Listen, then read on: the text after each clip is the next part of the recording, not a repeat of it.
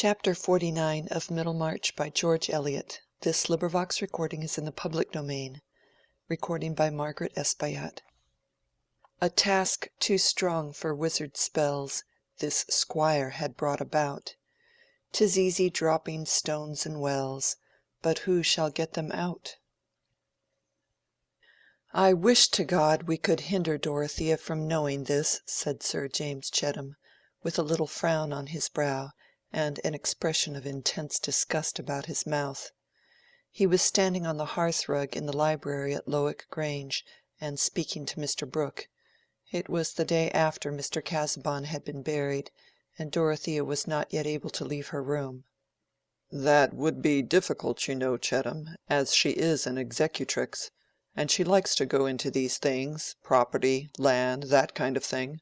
She has her notions, you know," said Mr. Brooke, sticking his eye-glasses on nervously, and exploring the edges of a folded paper which he held in his hand. "And she would like to act, depend upon it, as an executrix Dorothea would want to act. And she was 21 last December, you know. I can hinder nothing." Sir James looked at the carpet for a minute in silence, and then lifting his eyes suddenly fixed them on Mr. Brooke, saying, "I will tell you what we can do. Until Dorothea is well, all business must be kept from her, and as soon as she is able to be moved she must come to us. Being with Celia and the baby will be the best thing in the world for her, and will pass away the time. And meanwhile you must get rid of Ladislaw. You must send him out of the country." Here Sir James's look of disgust returned in all its intensity. Mr. Brooke put his hands behind him, walked to the window, and straightened his back with a little shake before he replied. "That is easily said, Chettam, easily said, you know." "My dear sir," persisted Sir James, restraining his indignation within respectful forms, "it was you who brought him here, and you who keep him here. I mean by the occupation you give him." "Yes, but I can't dismiss him in an instant without assigning reasons, my dear Chettam. Ladislaw has been invaluable, most satisfactory.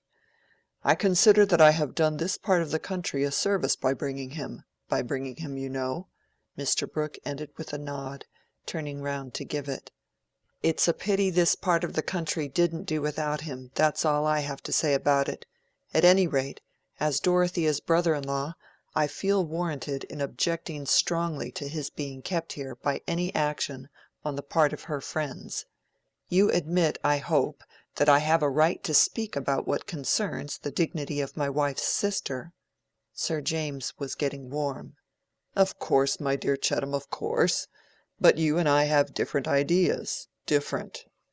"Not about this action of Casaubon's, I should hope," interrupted Sir James. "I say that he has most unfairly compromised Dorothea. I say that there was never a meaner, more ungentlemanly act of this—a codicil of this sort to a will which he made at the time of his marriage with the knowledge and reliance of her family—a positive insult to Dorothea."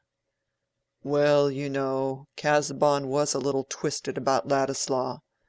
Ladislaw has told me the reason—dislike of the bent he took, you know. Ladislaw didn't think much of Casaubon's notions, Toth and Dagon, that sort of thing, and I fancy that Casaubon didn't like the independent position Ladislaw had taken up. I saw the letters between them, you know. Poor Casaubon was a little buried in books. He didn't know the world."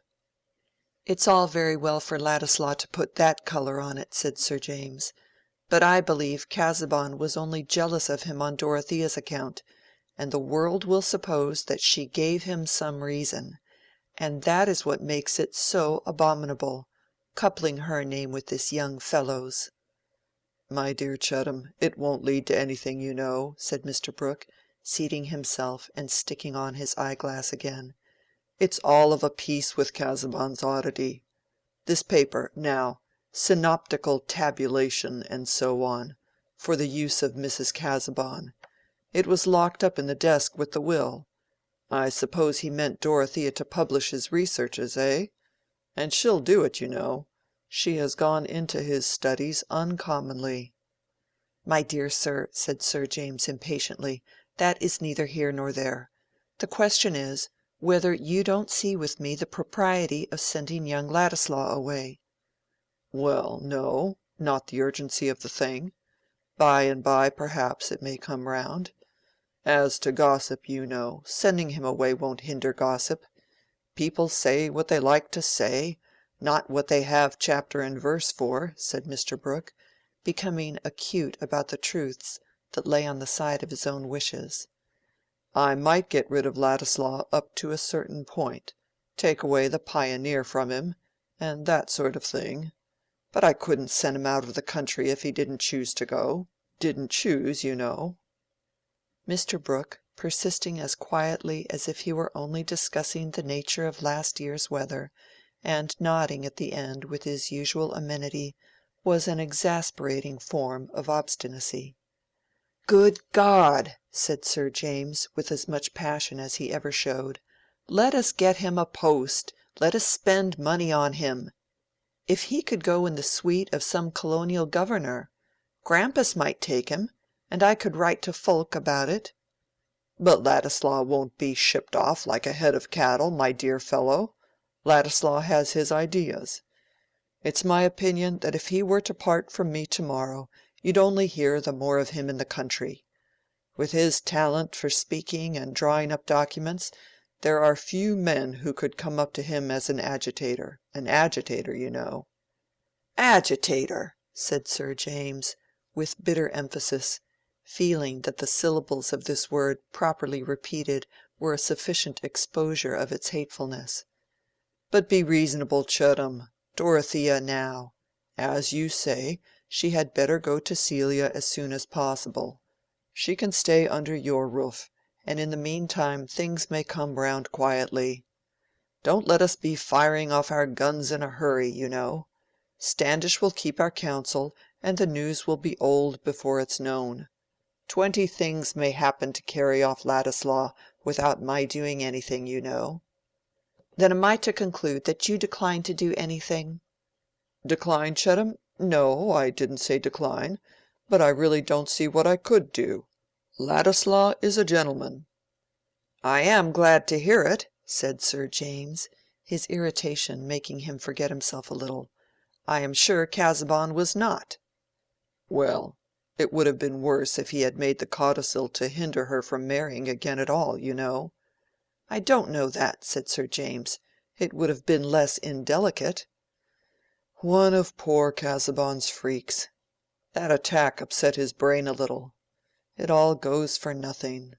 She doesn't want to marry Ladislaw." "But this codicil is framed so as to make everybody believe that she did. I don't believe anything of the sort about Dorothea," said Sir James. Then, frowningly, "But I suspect Ladislaw. I tell you frankly, I suspect Ladislaw." "I couldn't take any immediate action on that ground, Chettam. In fact, if it were possible to pack him off, send him to Norfolk Island, that sort of thing, it would look all the worse for Dorothea to those who knew about it. It would seem as if we distrusted her. That Mr. Brooke had hit on an undeniable argument did not tend to soothe Sir James. He put out his hand to reach his hat, implying that he did not mean to contend further, and said, still with some heat, "Well, I can only say that I think Dorothea was sacrificed once, because her friends were too careless. I shall do what I can, as her brother, to protect her now." "You can't do better than to get her to Freshitt as soon as possible, Chettam. I approve that plan altogether," said Mr. Brooke, well pleased that he had won the argument. It would have been highly inconvenient to him to part with Ladislaw at that time, when a dissolution might happen any day, and electors were to be convinced of the course by which the interests of the country would be best served. Mr. Brooke sincerely believed that this end could be secured by his own return to Parliament. He offered the forces of his mind honestly to the nation. CHAPter 49